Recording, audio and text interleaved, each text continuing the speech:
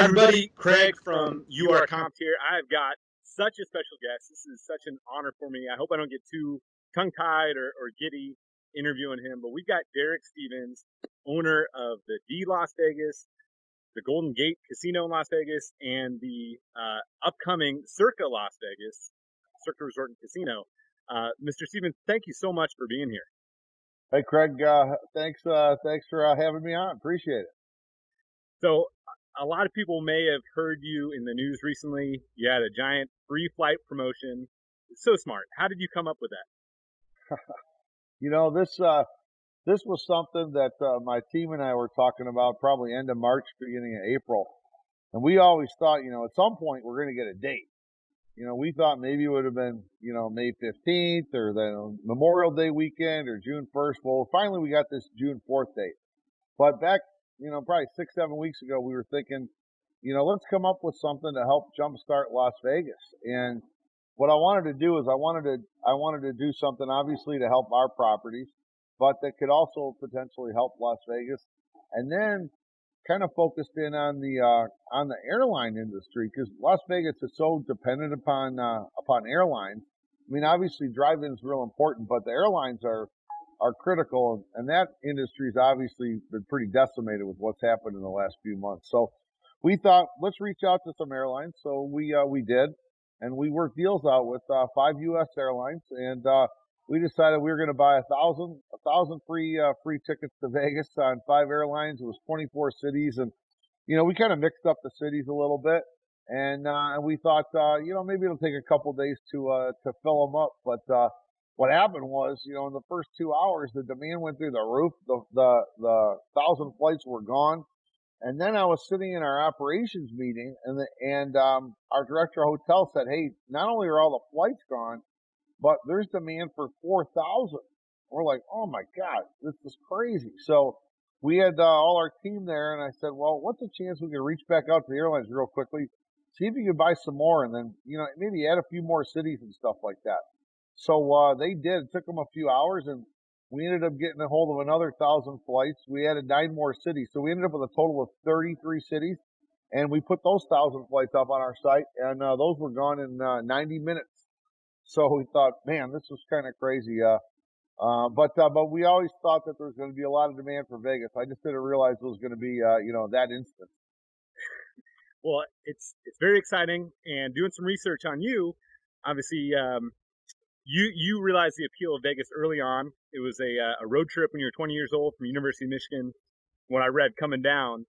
And then 16 years later, you moved out to Vegas. And so when you moved out, did you already have a deal with the casino? Because I see that you were invested in Riviera and Golden Gate. And so did you come out and you already had a deal with Vegas, or did you come here looking for a deal, or how did you actually get into your first casino deal? Yeah, no, I have a manufacturing company in Detroit, and I also run an investment portfolio. So I would say, in the late 90s, early 2000s, I was invested in publicly traded companies, and I always liked the gaming industry. So this goes back to when, let's say, Rio Hotel was a publicly traded independent company. So I invested in Rio, I invested in IGT, and then I started investing in debt, and that's kind of how I got into Riviera a little bit. But I never been licensed. I never owned 5% of a company. So what ended up happening was in 2006, I decided to move our investment company out to Las Vegas, and obviously for some business reasons and tax reasons and things like that. And then we bought into the Golden Gate. And in 2006, the rules were a little bit different. And it was, if you owned even one share of a privately held company, you had to get licensed. So in 2006, I worked a deal out with Mark Brandenburg. My brother and I bought 50% of the Golden Gate. And then at that time, we started the licensing process. And maybe a lot of people don't know this. You can't apply for a gaming license. You have to be asked to apply. And the only way you get asked to apply is if you have a pending deal. So I signed a deal with Mark to buy 50% of the Golden Gate. It was October 31st, 2006. And once we reached the deal on that, Then the Gaming Control Board came back and asked us to go through the licensing process. And for me, that was my first one. It took about a little less than 18 months, and then I got my license in March of '08. So you were a partial investor in Riviera. It sounded like Rio at the time. What was it about downtown that you're like, you know what, this is the spot. This is where I'm going all in. Well, remember when I'm going up and down the street, trying to getting into the gaming business. It's not as if I could walk into Caesar's Palace and pick up the house phone, talk to the owner, and see if he's interested in having a partner. So we did that, and actually I walked up and down Fremont Street. I looked at a few other areas in Las Vegas, and I got to the Golden Gate, and I truly did pick up the house phone and asked to talk to the owner. And on that particular day in early 2006, his assistant was off, and he picked up the phone, and I said, "Hey, we'd like to talk." And ironically, Mark invited myself and a couple of my buddies up, and we talked through it with him.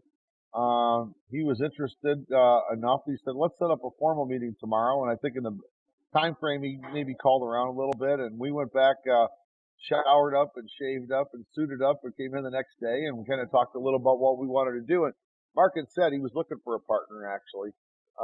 And he wanted to do it with someone from a privately held company business. And one thing led to the next, and we kind of hit it off, and went from there. Over the next few months, we ended up striking the deal, like I said, on Halloween of 2006. So obviously you came in, you were 50%. Within a couple of years, you had bought enough to be a majority owner. Was that right? Yes, correct. And then it sounds like, or maybe you can walk me through it, but it sounds like you obviously proved to yourself you had a knack for it, you gained more confidence, and then Fitzgerald came available, and that sounds like, actually, I don't know, was it a bigger investment, or what led up, what happened with the Golden Gate over those couple years that you said, all right, here's another property, let's do it, we can go bigger. Yeah, so really what happened was, during my licensing process, so let's say 2007 and beginning of 2008, I really came to like downtown. And then, 2008, 2009, there was this big recession. So a lot of things around downtown Vegas, a lot of things all over the country, became a little less expensive. And, I had thought, and I'd been coming to Vegas for quite a while, probably 20 years before that, and I really kind of liked the vibe that I was getting in downtown Vegas. There was a lot of young entrepreneurs during that time frame. I met a guy by the name of Tony Shea who owned Zappos, sold that to Amazon. He moved Zappos headquarters downtown, and then he was going to fund a lot of new startups. So for me, it was pretty invigorating to see all these new entrepreneurs showing up, on Fremont East and stuff like that. And I just kind of like the vibe where, when I came in, there's a number of other businesses and business owners that were around pretty regularly. Oftentimes we would meet up, for cocktails at really the first new bar was the downtown cocktail room. We'd meet up for drinks every now and then and just kind of talk about how things were going. And the vibe was pretty good.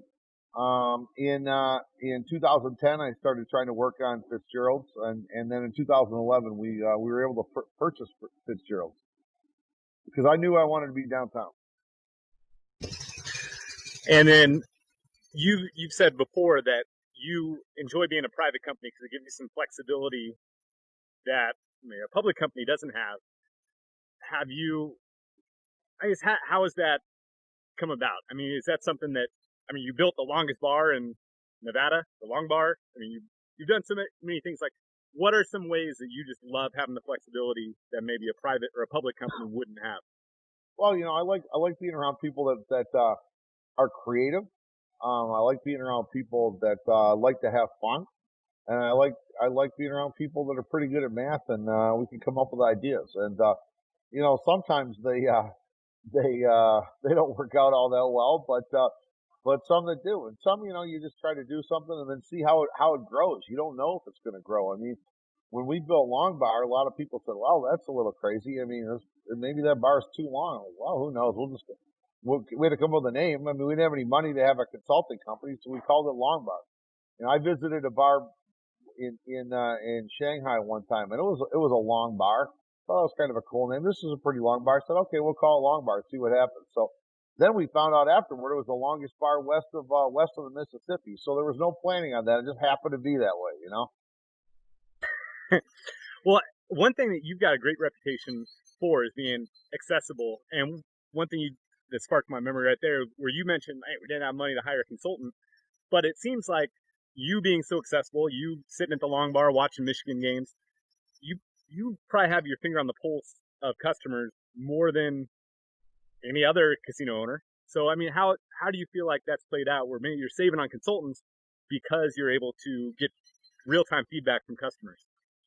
Yeah, I mean, real time feedback from customers is absolutely critical. So I've had a great opportunity to meet a lot of people over the years, sitting at the sitting at the end of the bar prohibition over at the Golden Gate or at the Long Bar. So you know, there's a lot of good ideas out there. So I love meeting customers, and I love hearing what their thoughts and concepts are, and you know, a lot of thoughts and ideas come from blogs and podcasts and things like that. And you know, I love soaking that in because you know, the thing about me is I was always the biggest customer first. You know, I love betting on sports. I love coming out to events, and you know, I love Vegas as a customer before I ever got into the business. So listening to people with some different thoughts and ideas, I think it's always been great.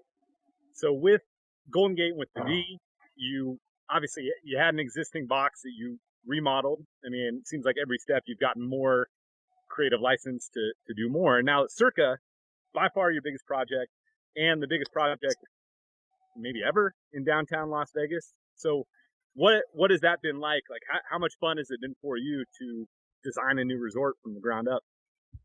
Yeah, I mean, I would tell you like Circus is really a combination of some of the ideas probably had 20 years ago. Some ideas kind of gained from working at the Golden Gate, and some ideas gained from you know how the D's evolved a little bit, and then you throw it into you know where you're located, the geography being downtown, and you know a lot of the positives about it. So it was something where it had all these little things we tried to come together, and always thought like, yeah, if we could do this, this would be pretty cool. If we could do that, that'd be pretty cool. So kind of a combination of almost a lifetime of ideas and